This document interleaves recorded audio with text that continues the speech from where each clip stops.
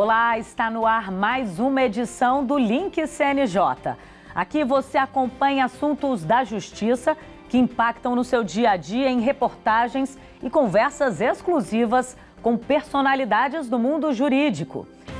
E hoje nós vamos falar sobre a justiça itinerante, um instrumento de fortalecimento da cidadania e de garantia dos direitos fundamentais. O projeto permite que a presença do Estado juiz chegue a locais de difícil acesso e atenda pessoas de baixa renda e vulneráveis. O barco da Justiça Itinerante do Amapá singra o rio Amazonas. O destino é o arquipélago de Bailique, um conjunto de 8 ilhas na foz do rio, quase no mar. Fica a 14 horas de barco da sede do município, da capital, é um distrito da capital, e nós levamos há 21 anos a justiça até lá. É uma comunidade muito carente, muito simples e de difícil acesso. Então, se a justiça não for até lá, seria oneroso demais para que eles viessem até aqui resolver os seus problemas. Os 7.000 habitantes recebem os profissionais mobilizados pelo Tribunal de Justiça do Estado. São juízes, funcionários do tribunal e de cartórios, membros do Ministério Público, da Defensoria Pública, do Conselho Tutelar. A Justiça Itinerante trata de casos ligados a qualquer ramo da justiça, como a do trabalho, e conta com o apoio da Justiça Federal. Mas vai ainda além. A justiça itinerante, ela não leva só o serviço de justiça, né? Então, a gente, além dos processos em si que a gente leva para continuá-los lá, né, praticar os atos, como audiência ou algum outro ato, nós levamos os serviços de cidadania, como retirada de carteira de identidade, carteira de trabalho, CPF, CAD único, esses benefícios, né, sociais do governo. Para te ter uma ideia, na última jornada, em 2 dias, nós acabamos, o nosso pessoal, os nossos parceiros que foram fazer esse serviço, acabaram todo o material deles em 2 dias. A gente teve que pedir para Macapá mandar mais material para tirar mais carteira de identidade. O Tribunal de Justiça do Amapá mantém ainda uma vertente terrestre do programa. Ela também atende comunidades distantes. Como em outros estados do país, a Caravana da Justiça atende populações que vivem afastadas dos centros urbanos, em áreas isoladas e sob risco social, como acontece com povos indígenas e com vítimas de trabalho análogo ao de escravo e tráfico de pessoas. Foram essas situações que levaram o CNJ a aprovar a proposta de ampliação dos programas de justiça itinerante apresentada pelo ator Wagner Moura, integrante do Observatório dos Direitos Humanos do Poder Judiciário. A ampliação leva em consideração as diferenças entre regiões, comarcas e os recursos e necessidades que cada uma tem. A gente sempre fala em tecnologia, em internet, em meios digitais, mas além da internet, dos meios digitais, nós temos que estar nesses locais onde isso não existe. Então, isso também faz parte da justiça para os próximos 30 anos. Então, é dentro dessa expectativa e dessa perspectiva que eu vejo um ano novo ultrapassado toda essa questão da pandemia, que, se Deus quiser, nós vamos vencer isso tudo. É um prazer, uma satisfação muito grande estar levando dignidade a nossos irmãos ribeirinhos, aos nossos indígenas e a toda a população que é tão carente, né, desse atendimento. Para falar sobre o assunto, eu converso agora online com a doutora Tânia Rexigel, conselheira do CNJ, o Conselho Nacional de Justiça, e com o doutor Jonatas Andrade, diretor de Direitos Humanos da Amatra 8, a Associação dos Magistrados da Justiça do Trabalho da 8ª Região.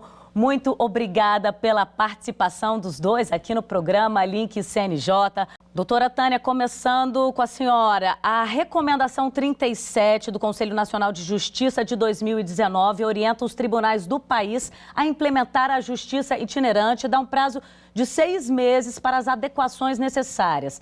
Dá para dizer que o projeto já funciona em todo o país, em todos os tribunais?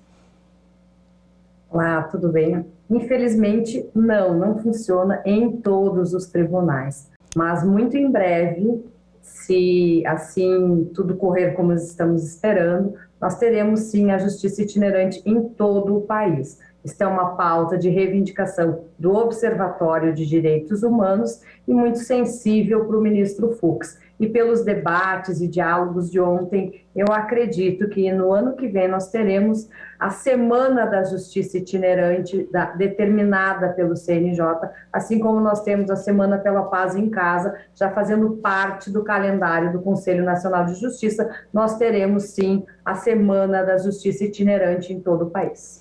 Doutor Jonatas, como é que funciona a justiça itinerante no Pará? Como é que é a experiência aí no norte do país? Olá, Manuela. A justiça itinerante na nossa região, né, estamos falando de um tribunal regional que envolve o Pará e o Amapá, ela tem se desenvolvido já há bastante tempo, né, especialmente no Amapá, com essa experiência do Tribunal de Justiça do Amapá, que congrega diversos outros órgãos, né, um banho de cidadania em áreas de muito difícil acesso. Nós tivemos recentemente a presença da equipe do CNJ, do FONTET, comandado pela conselheira Tânia, de maneira inédita, no arquipélago que fica na foz do Amazonas, em conflito ali com o Oceano Atlântico. Então, é uma realização que já vem de alguns anos, né, que tem se aperfeiçoado, tem sido amadurecida e serviu de inspiração para as nossas recomendações, para todo o processo que estimula o uso do Instituto da Justiça Itinerante pelos magistrados e magistradas do Brasil.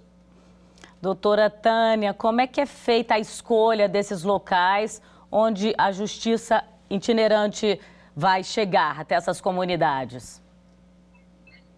Na verdade, o que nós observamos aqui no CNJ são as localidades com mais difícil realmente acesso ao Poder Judiciário.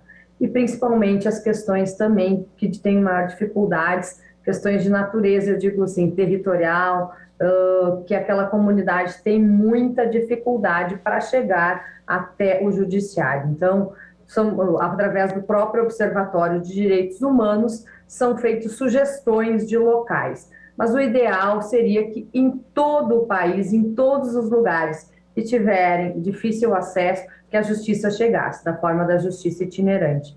E eu penso que o observatório é um canal muito importante para isso, né? Os participantes do observatório trazem as demandas ao Conselho Nacional de Justiça e assim vão se definindo os locais e as estratégias dos quais o Conselho Nacional de Justiça pode se fazer presente e acompanhar a justiça itinerante.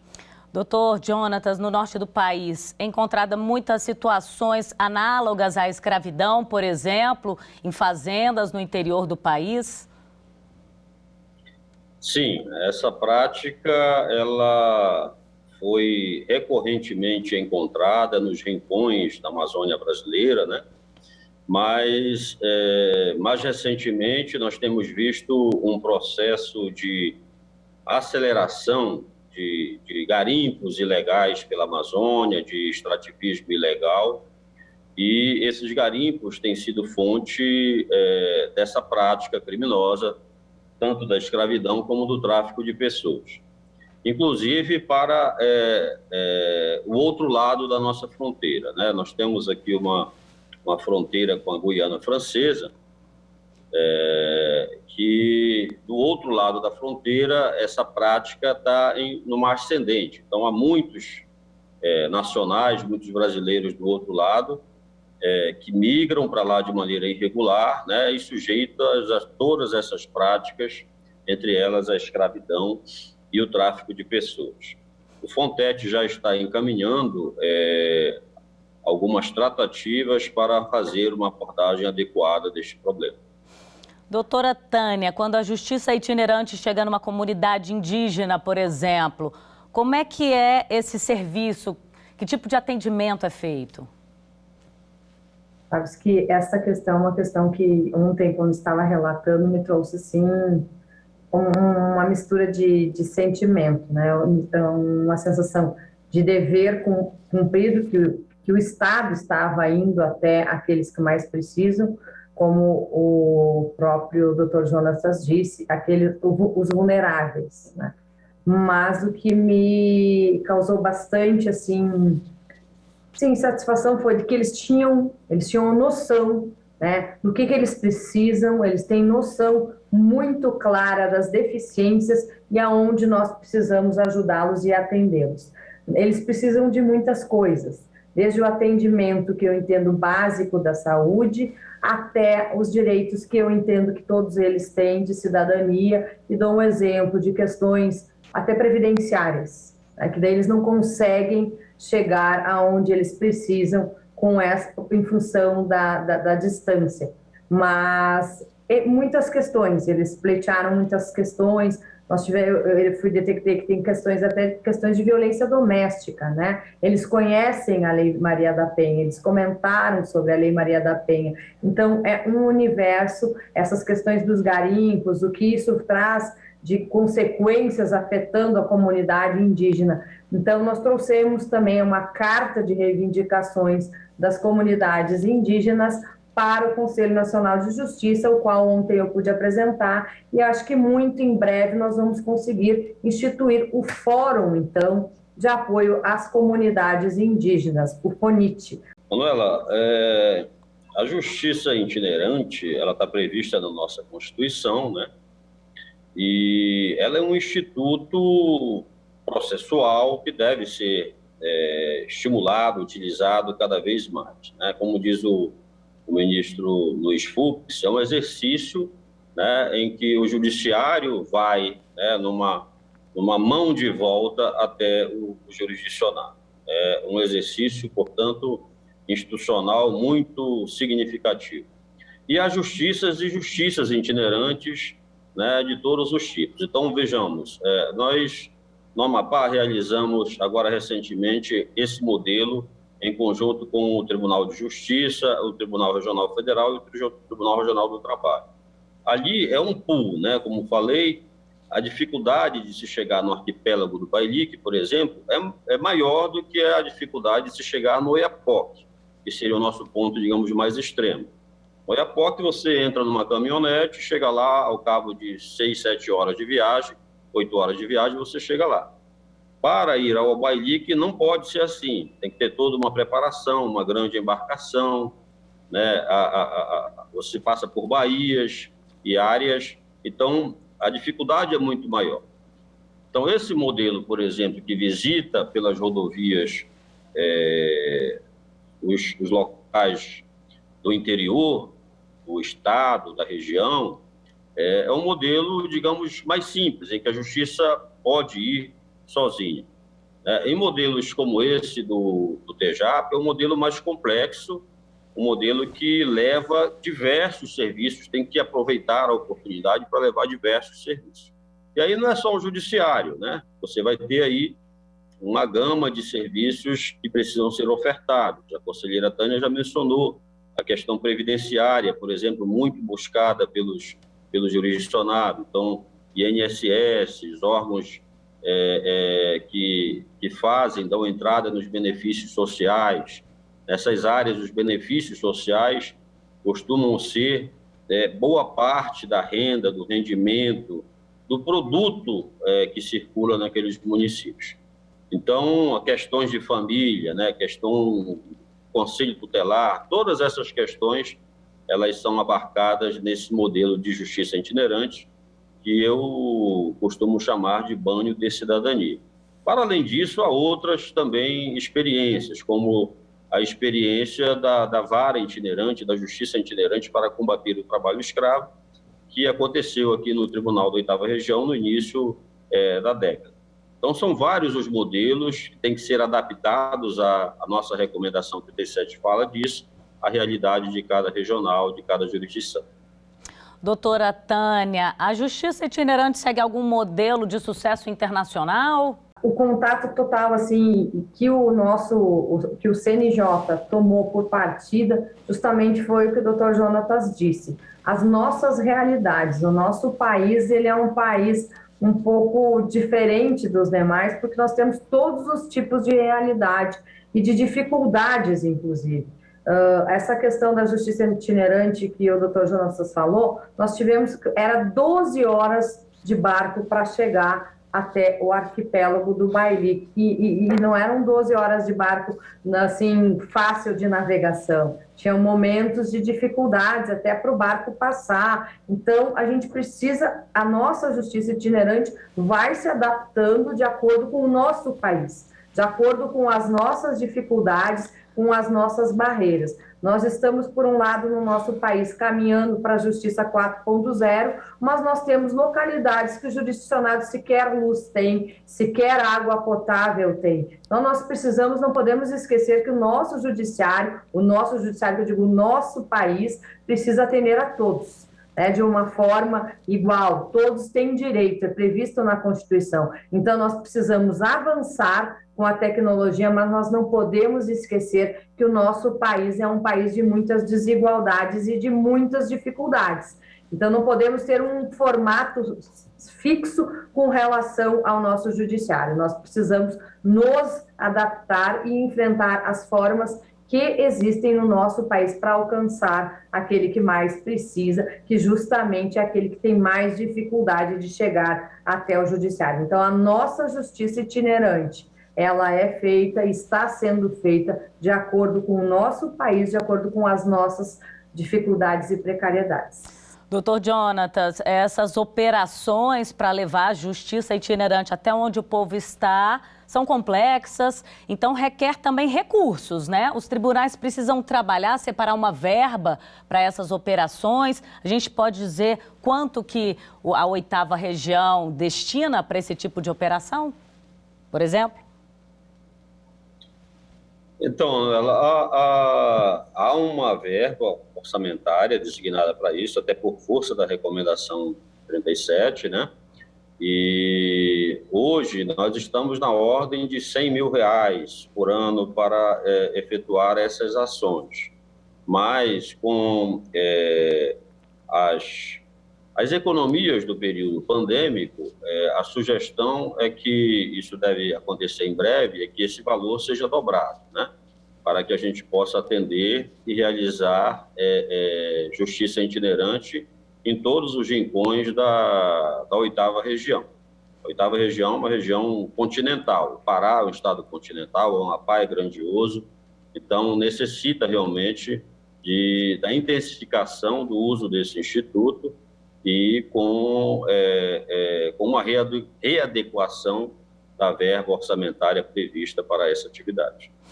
Para concluir, doutora Tânia, o ator Wagner Moura, ele é um padrinho desse projeto, ele que faz parte do Observatório, né, dos Direitos Humanos, do Poder Judiciário. Isso dá peso e dá mais visibilidade à justiça itinerante?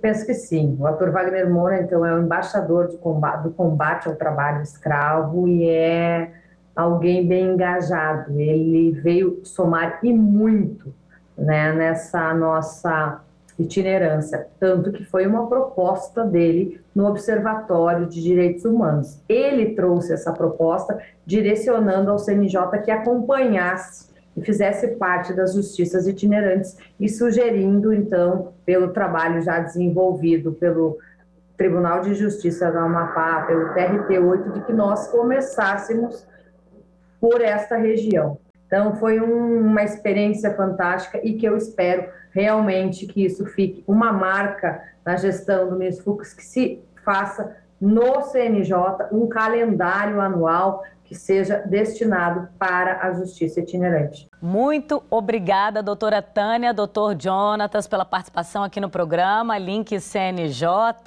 Eu conversei com a doutora Tânia Heck-Ziegel, conselheira do CNJ, o Conselho Nacional de Justiça, e com o doutor Jonatas Andrade, diretor de Direitos Humanos da AMATRA 8, a Associação dos Magistrados da Justiça do Trabalho da 8ª Região.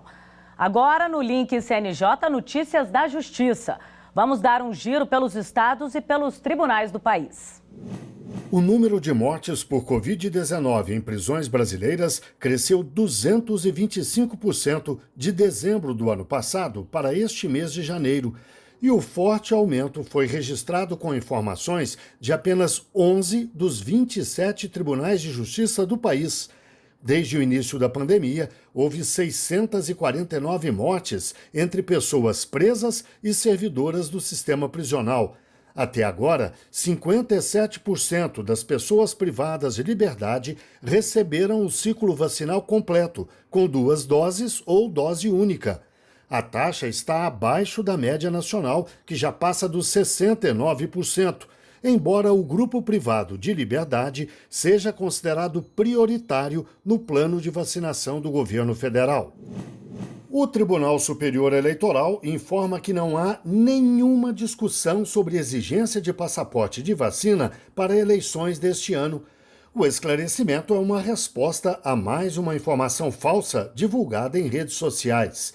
As recomendações para se evitar o contágio pela Covid-19 durante a votação só serão feitas depois que o TSE ouvir profissionais de medicina, cientistas e autoridades em saúde.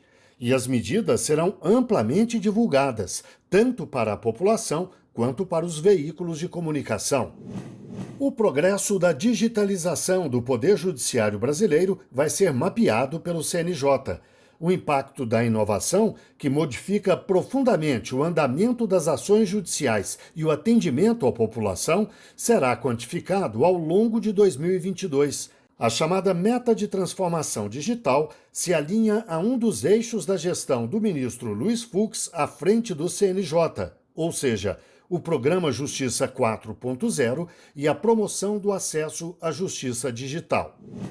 É hora do CNJ nas redes. Vamos ver algumas das postagens que marcaram a semana nas redes sociais do CNJ.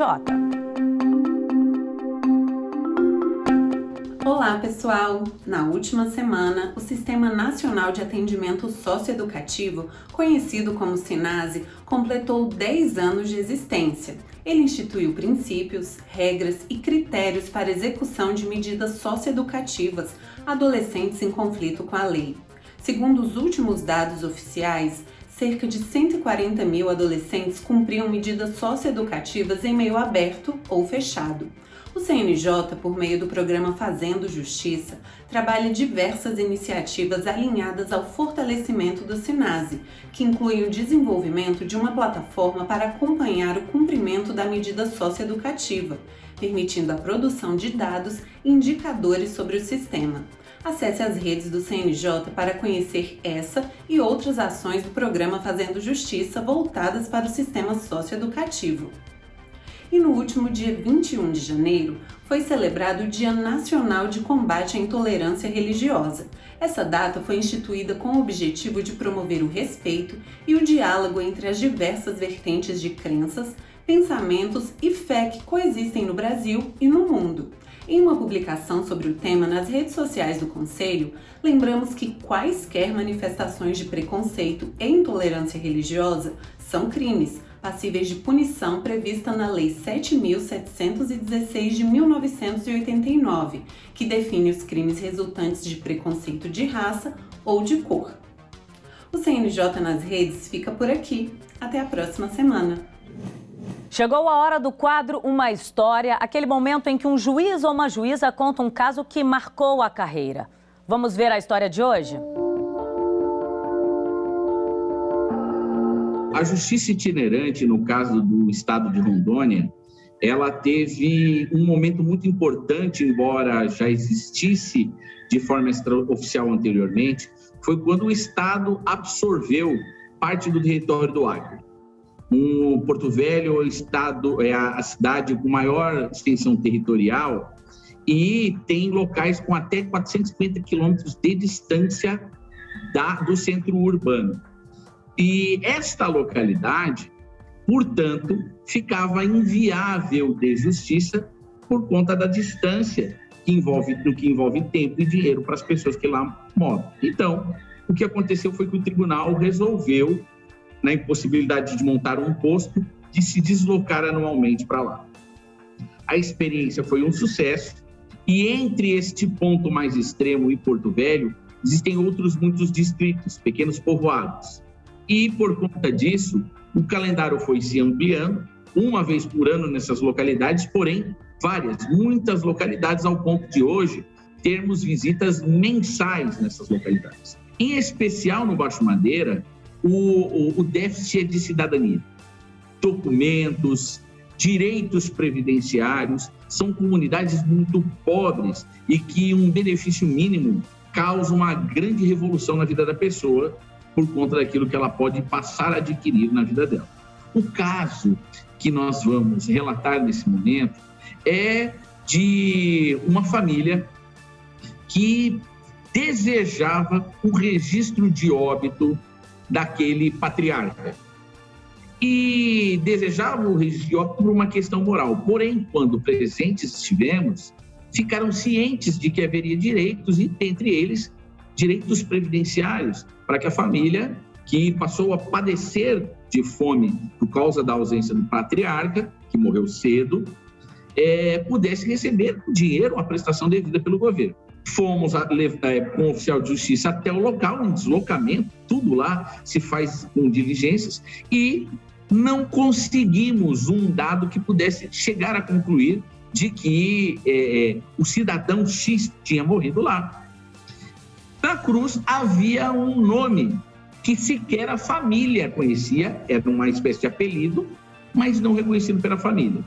Então, conseguimos ir mais adentro na mata e encontrar uma comunidade de seringueiros para que ele trabalhava, que reconheceu o nome dele de apelido e que era o mesmo talhado naquela cruz. Pois bem, conseguimos fazer a denominada justificativa de óbito. Feita a justificativa de óbito, a família se daria por satisfeita de ter o documento daquele patriarca falecido, mas foi adiante. Ela recebeu, por estar presente a Justiça Federal, dentro do próprio barco, o atendimento jurisdicional previdenciário e passou a receber um salário mínimo. E mais outras vezes que voltamos a visitar essas comunidades, passando por ali, podemos perceber um grande destaque na vida dessas pessoas, que conseguiram fazer o tratamento de 2 crianças doentes que tinham filhos desse cidadão. Não só isso, souberam fazer bem o uso do recurso, se tornaram uma espécie de mercearia e hoje um dos filhos cursa faculdade no município de Porto Velho, na Universidade Federal. Ou seja, um salto que a justiça dá na vida das pessoas, não só em levar cidadania para as pessoas receberem mais do que pensam, mas lhes dá dignidade e alcança a própria sociedade, que recebe um membro lá distante numa comunidade ribeirinha para ser mais um estudante a desenvolver ideias, a ser um profissional que certamente vai fazer da nossa sociedade um mundo melhor. Bem, chegamos ao fim de mais um Link CNJ. Muito obrigado a você que esteve com a gente até agora e até o próximo programa.